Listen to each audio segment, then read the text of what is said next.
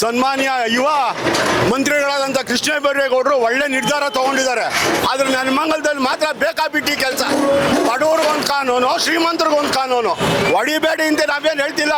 Road ಹೊಡೆದಾಗಲೂ ಯಾರೂ ತೊಂದರೆ ಮಾಡಿಲ್ಲ ನೆಲಮಂಗಲ ಜನ, ಈಗಲೂ ತೊಂದರೆ ಮಾಡ್ತಿಲ್ಲ. ಆದ್ರೂ ಒಂದು ಸಹನತೆ ಕೊಡಿ, ಒಂದು ಸಮಯ ಕೊಟ್ಟಿದ್ದೀರಾ. ಅಲ್ಲಿ ಅನ್ಯಾಯವಾಗಿ ಕಿತ್ತಾಕಿದ್ರ, ಅವ್ರ ಓನರ್ ಇಲ್ಲ, ಅವ್ರು ಏನಾಗಬೇಕು, ಬಡವರು ಚೇಂಜ್ ಜಾಬ್ ಮಾಡ್ಕೊಂಡವ್ರೆ. ಇಲ್ಲೆಲ್ಲ ಕಿತ್ತಾಕೊಳ್ಳಿ ಬೇಡ ಅಂದಿದ್ದಲ್ಲ. ಬೆಳಿಗ್ಗೆ ಕಿತ್ತಾಕ್ಸಂದೀವಿ ಸರ್ ಅಂದ್ರೆ ಕೇಳಲ್ಲ ಅಧಿಕಾರಿಗಳು. ಎಲ್ಲರಿಗೂ ಹಂಗೆ ಮಾಡ್ತೀರಾ? ಕೃಷ್ಣ ಬೈರೇಗೌಡರು ಸನ್ಮಾನ್ಯ ಯುವ ಮಂತ್ರಿಗಳು ಅವ್ರು ಒಳ್ಳೆ ನಿರ್ಧಾರ ತಗೊಂಡು ಬೆಂಗಳೂರು ಇಡೀ ಕರ್ನಾಟಕ ರಾಜ್ಯನೇ ಫುಟ್ಪಾತ್ ತೆರವುಗೊಳಿಸ್ತಾ ಇದ್ದಾರೆ. ನಾವು ಅಡ್ಡಿ ಪಡಿಸ್ತಾ ಇಲ್ಲ ಯಾರನ್ನು.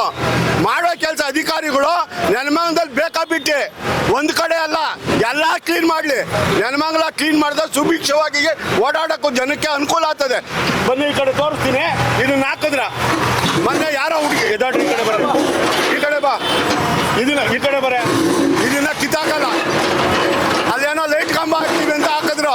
ಜನಗಳ ದುಡ್ಡನ್ನ ರಾಜಕೀಯದವರು ಪೋಲ್ ಮಾಡ್ತಾರೆ.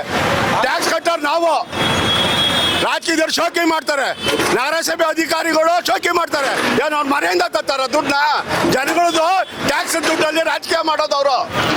ಯೋಚನೆ ಮಾಡ್ಬೇಕು, ಜನಗಳ ದುಡ್ಡನ್ನ ಯಾವ ರೀತಿ ಪೋಲ್ ಮಾಡ್ತಿದ್ದೀವಿ ನಾವು ಅಂತ ತಿಳ್ಕೊಬೇಕು. ಕೃಷ್ಣ ಬೈರೇಗೌಡರು ಮಾಡ್ತಿರೋ ಕೆಲಸಕ್ಕೆ ನಮಗೆ ಅಭ್ಯಂತರ ಏನಿಲ್ಲ. ಆದರೂ ಎಲ್ಲ ಕಡೆ ಸುಭಿಕ್ಷವಾಗಿ ಇದೇ ಥರ ಮಾಡಬೇಕು. ನೆಲಮಂಗಲದಲ್ಲಿ ಮಾಡ್ತಿಲ್ಲ, ವಾರಕ್ಕೊಂದ್ಸಾರಿ ಮಾಡ್ತಾರೆ. ನೀವು ಕಿತ್ತಾಕ್ ಹೊರಟೋಗ್ಬಿಟ್ರೆ ಅಂಗಡಿ ಮುಂದೆ ವ್ಯಾಪಾರ ಮಾಡೋರು ಏನು ಮಾಡಬೇಕು? ನಗರಸಭೆ ಅಂಗಡಿಗಳು ರಾಜಕಾಲುವೆ ಮೇಲೆ ಕಟ್ಟವ್ರೆ, ಯಾರು ಕಿತ್ತಾಕೋದು? ಯಾರಿಗೆ ಕಿತ್ತಾಕೋದು? ನಗರಸಭೆ ಒಂದು ಕಾನೂನು ಇದೆಯಾ? ಕಿತ್ತಾಕ್ಲಿ ನಗರಸಭೆ ರಾಜಕಾಲುವೆ ಮೇಲೆ ಕಟ್ಟಿರೋ ಅಂಗಡಿಗಳನ್ನ. ನಾಳೆ ಕಾರ್ಯಾಚರಣೆ ಮಾಡಲಿ, ಮಾಡ್ತೀರಾ? ಮಾಡಲ್ಲ. ಶ್ರೀಮಂತರಿಗೆ ತೊಂದರೆ ಕೊಡಿ ತಡ್ಕೊಂತಾರೆ ಅವರು. ಬಡವರು ಏನಂದ್ರೆ ಯಾರೋ ಉದ್ಧಾರ ಆಗಲ್ಲ. ಸನ್ಮಾನ್ಯ ಕೃಷ್ಣ ಬೈರೇಗೌಡರಿಗೆ ನಮ್ಮ ಕಡೆಯಿಂದ ಹೃದಯಪೂರ್ವಕವಾಗಿ ಧನ್ಯವಾದಗಳು.